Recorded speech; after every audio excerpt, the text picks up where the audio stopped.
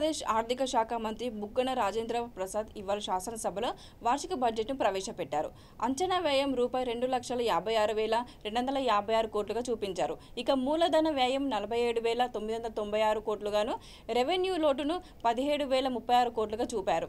YSR pension కానుక పథకానికి 18,000 కోట్ల మేర నిధులను కేటాయించారు. వైఎస్ఆర్ రైతు భరోసాకు 3,900 కోట్లు, వైఎస్ఆర్ పెన్షన్ కానుకకు 18,000 కోట్లు, వైఎస్ఆర్ రైతు భరోసాకు 3,900 కోట్లు, పశుసంవర్ధక శాఖ, మత్స్య శాఖలకు 1,568 కోట్ల మేర నిధులను కేటాయించారు.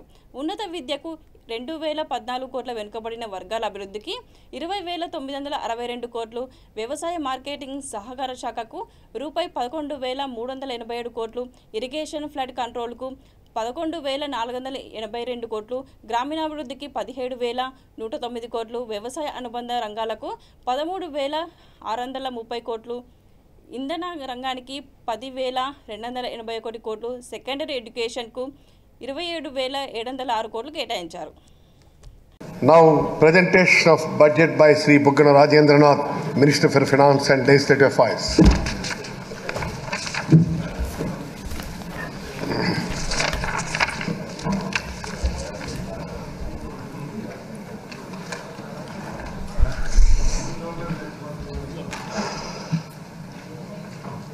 గౌరవనీయ అధ్యక్ష, 2022-23 ఆర్థిక సంవత్సరానికి గాను ఆంధ్రప్రదేశ్ రాష్ట్ర వార్షిక బడ్జెట్ను మీ అనుమతితో గౌరవ సభ ముందు ప్రతిపాదించబోతున్నాను.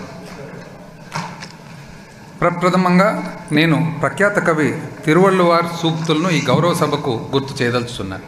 అధ్యక్ష, గొప్ప పాలకులు అనబడేవారు అత్యంత క్లిష్ట సమయాల్లో కూడా ఇతరులకు ఉపకారం చేయకుండా ఉండరు. వారి నైతిక బాధ్యతల గురించి స్పష్టమైన దృక్పథాన్ని కలిగి ఉంటూ ఎన్ని అడ్డంకులు ఎదురైనా ధర్మపదం మరియు న్యాయ మార్గాల నుండి వైదొలగరు. ఆత్మగౌరవంతో, దయతో కూడిన ధైర్యంతో ముందుకు సాగుతారు. అధ్యక్ష, గొప్ప కవి తిరువళ్ళువార్ గారు తమిళంలో తిరుక్కురల్ అని చెప్పి నీతి గురించి ఒక గొప్ప కావ్యము రాసి ఉన్నారు.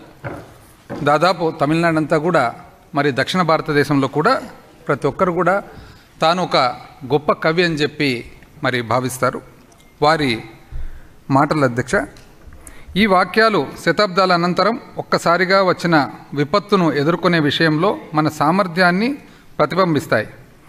కోవిడ్ మహమ్మారి అనంతరం పరిణామాల నుండి బయటపడే క్రమంలో మన ప్రభుత్వం ప్రజలను అభివృద్ధి మరియు శ్రేయస్సు మార్గంలో నడిపించడం ద్వారా మరింత విఘ్నతను ప్రదర్శిస్తుంది. అభివృద్ధి విధాన రూపకల్పనలో మానవ సామర్థ్య అభివృద్ధి, మౌలిక సదుపాయాల ఏర్పాటు, జీవనోపాధికి మద్దతు మరియు సామాజిక భద్రత అనే ఈ 4 మూల స్తంభాలపై ఆర్థిక శాస్త్ర ప్రామాణిక నమూనాలు దృష్టి సారిస్తాయి. ఈ 4 అమలుపరచగలిగే విధానాలు. ఇవి సుపరిపాలనతో కలిపి స్థిరమైన ఆర్థిక వృద్ధికి ఆధారం కల్పిస్తున్నాయి. ఇందులోని అంతర్లీన సూత్రం ఏమిటంటే, పౌరులు తమ అంతర్గత సామర్థ్యాన్ని గ్రహించే అవకాశాలను ఈ 4 మూల స్తంభాలు కల్పిస్తున్నాయి. ఈ 4 మూల స్తంభాలు తూర్పు ఆసియాలోని అధిక పనితీరు గల ఆర్థిక వ్యవస్థలతో సహా నేడు అన్ని అభివృద్ధి చెందిన దేశాల అభివృద్ధి మార్గాలకు ఆధారం. అంటే 2016 నాటి ఐక్యరాజ్య సమితి యొక్క సుస్థిర అభివృద్ధి లక్ష్యాలే SDGలు ఏవైతే అంటామో అధ్యక్ష, కాక ప్రపంచ బ్యాంకు మరియు ఆసియా అభివృద్ధి బ్యాంకుల వంటి సంస్థల యొక్క ఇతర నివేదికలు కూడా ఈ మూల స్తంభాలపైనే ఆధారపడి ఉంటాయి. రాష్ట్ర అభివృద్ధి పునాదులను నిర్మించడానికి మన ప్రభుత్వం ఈ 4 మూల స్తంభాల విధానాన్ని స్వీకరించింది. మన రాష్ట్ర ప్రజలందరికీ వారి జీవితాలను మరియు జీవనోపాధిని నిర్మించుకోవడానికి సమాన అవకాశాలను అందించడానికి మన ప్రభుత్వం కట్టుబడి ఉంది. కాబట్టి మన ప్రభుత్వం యొక్క అన్ని విధానాలు ఈ నమూనాను దృష్టిలో ఉంచుకునే తయారు చేయబడ్డాయని చెప్పి గౌరవ సభకు తెలియజేస్తున్నాను. సుస్థిర అభివృద్ధి లక్ష్యాలు మరియు నవరత్నాల ఏకీకరణ. ఐక్యరాజ్య సమితి నిర్దేశించిన 17 SDGలను దృష్టిలో ఉంచుకొని మన ప్రభుత్వం చేపట్టిన నవరత్నాలు మరియు మేనిఫెస్టోలోని ఇతర అభివృద్ధి కార్యక్రమాలు రూపొందించబడ్డాయని తెలియజేసుకుంటున్నాను. ఇందు మూలంగా మన రాష్ట్రం వివిధ అభివృద్ధి సూచికలతో స్థిరమైన పెరుగుదలను చూడగలిగింది. నీతి ఆయోగ్ ఎస్డీజీ ఇండియా 2020-21 నివేదిక ప్రకారం పేదరిక నిర్మూలన, స్వచ్ఛమైన నీరు మరియు పారిశుద్ధ్యాన్ని పెంపొందించడం, లింగ సమానత్వం, చౌకగా సుస్థిర శక్తి వనరులను అందించడం మరియు సముద్ర జలజీవుల పరిరక్షణ వంటి ఎస్డీజీల్లో మన రాష్ట్రం మొదటి 5 స్థానాల్లో ఉంది. ఎస్డీజీల విస్తృతమైన నమూనాను కలిగి ఉన్నాయని మన ప్రభుత్వం గుర్తించింది. అంతేగాక అట్టడుగు వర్గాల భాగస్వామ్యం మరియు సమాజ వికాసం లేకుండా ఈ ఎస్డీజీలను సాధించవచ్చని అనుకోవడం అసాధ్యం కూడా. గ్రామ మరియు వార్డు సచివాలయాలు, వాలంటీర్ల నెట్వర్క్ మరియు రైతు భరోసా కేంద్రాల వంటి బలమైన స్థానిక సంస్థలను నిర్మించడం, విద్య మరియు ఆరోగ్య వ్యవస్థల భారీ ఆధునీకరణ మరియు మహిళా స్వయం సహాయక సంఘాలను ఇంతకు ముందు కన్నా అధికంగా బలోపేతం చేయడం ఈ పనితీరుకు గల కారణాలని తెలియజేస్తున్నాను. వికేంద్రీకృత పాలనపై సమగ్ర దృష్టిని సారించడం ద్వారా క్లిష్టమైన ఎస్డీజీల సూచికల్లో కూడా మన ప్రభుత్వం అద్భుతమైన పనితీరు సాధించగలిగింది. నీతి ఆయోగ్ తన ఎస్డీజీ నివేదికల్లో ఎస్డీజీలను అవుట్కమ్ బడ్జెట్ స్టేట్మెంట్ నమూనా ఓబీఎస్తో అనుసంధానం చేయాలని చెప్పి సిఫార్సు చేసింది. నిర్దిష్ట సమయంలో ఈ ప్రమాణాలను సిద్ధం చేసుకోవడం, పర్యవేక్షించడం మరియు ముదింపు చేయడం కోసం ఎస్డీజీలను అవుట్కమ్ బడ్జెట్ స్టేట్మెంట్తో విజయవంతంగా ఏకీకృతం చేయడంలో మన దేశంలోనే అన్ని రాష్ట్రాల్లోనూ మన రాష్ట్రం అగ్రగామిగా ఉండాలని మన ప్రభుత్వం లక్ష్యంగా పెట్టుకుంది. మానవ సామర్థ్య అభివృద్ధి, పేదరికం మరియు ఆకలి నిర్మూలన, మంచి ఆరోగ్యం మరియు శ్రేయస్సును సాధించడం, నాణ్యమైన విద్య కలిగి ఉండడం మరియు లింగ సమానత్వాన్ని సాధించడం అనే ఎస్డీజీలను మొదటి అభివృద్ధి మూలస్తంభమైన మానవ సామర్థ్య అభివృద్ధి కలిగి ఉంటుంది. విద్య మరియు ఆరోగ్యం మన ప్రభుత్వం యొక్క ప్రధాన ప్రాధాన్యత. నాడు నేడు వంటి మన ప్రభుత్వ ప్రాధాన్య కార్యక్రమాలు రాష్ట్ర ప్రభుత్వ విద్య మరియు ఆరోగ్య మౌలిక సదుపాయాలను ప్రపంచ స్థాయి ప్రమాణాలకు అనుగుణంగా మెరుగుపరచడానికి ప్రయత్నిస్తున్నాయి అనడంలో సందేహం లేదు. జగనన్న అమ్మఒడి, గోరుముద్ద, విద్యా కానుక, విద్యా దీవెన మరియు వసతి దీవెన, వైఎస్ఆర్ సంపూర్ణ పోషణ, వైఎస్ఆర్ వైద్యశాలలు, వైద్య కళాశాలలు, ఆరోగ్యశ్రీ మరియు ఆరోగ్య ఆసరా వంటి కార్యక్రమాలు మానవ సామర్థ్యాల అభివృద్ధిపై దృష్టిని ప్రతిబింబిస్తున్నాయి. రాష్ట్ర మానవ వనరుల నాణ్యతను మెరుగుపరచడానికి మరియు అత్యున్నత నాణ్యతతో కూడిన విద్య, ఆరోగ్యం మరియు పోషకాహార సేవలను ప్రతి ఒక్కరికి అందించడానికి ఈ కార్యక్రమాలు రూపొందించబడ్డాయి. ఈ కార్యక్రమాల విజయం ద్వారా నీతి ఆయోగ్ యొక్క బహుళ పేదరిక నివేదిక ఎంపీఐలో మన రాష్ట్రం ఉన్నత స్థాయిలో నిలిచింది. నీతి ఆయోగ్ యొక్క 2021 ఎస్డీజీల నివేదిక ప్రకారం పేదరికం తగ్గింపులో మన రాష్ట్రం 5వ స్థానంలో ఉంది. మన ప్రభుత్వ కార్యక్రమాల ద్వారా మన రాష్ట్రంలో ఇప్పుడు శిశు మరియు కౌమార దశల్లోని పిల్లల మరణాలు 2% కంటే తక్కువగా ఉన్నాయి. బాలింతల ఆరోగ్య రక్షణలో రాష్ట్ర 5వ స్థానంలో ఉంది. విద్యలో కూడా మనం పాఠశాల హాజరును 98% కంటే ఎక్కువగా సాధించాము. స్థూల నమోదు నిష్పత్తి జీఆర్ ఏదైతే ఉందో అధ్యక్ష, రేటు కూడా షెడ్యూల్డ్ కులాల విషయంలో 7.5% గాను, షెడ్యూల్డ్ తెగల విషయంలో 9.5% గాను, బాలికల విషయంలో 11.03% గాను పెరిగి జాతీయ పెరుగుదల రేటును అధిగమించింది.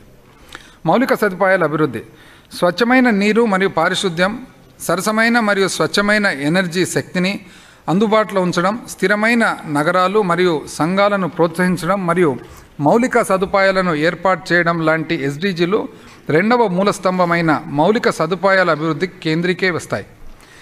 నాడు నేడు కార్యక్రమాలు, కొత్త వైద్య కళాశాలలు కల్పన, వైఎస్ఆర్ జలయజ్ఞం, వైఎస్ఆర్ జలకళ, రహదారుల అభివృద్ధి, కొత్త ఓడరేవులు మరియు నౌకాశ్రయాల ఏర్పాటు, వ్యవసాయం మరియు పాడి పరిశ్రమల్లో మార్కెట్ మౌలిక సదుపాయాల కల్పన, ఫైబర్ నెట్ మరియు పట్టణ మౌలిక సదుపాయాల ప్రాజెక్టుల ద్వారా సమాజ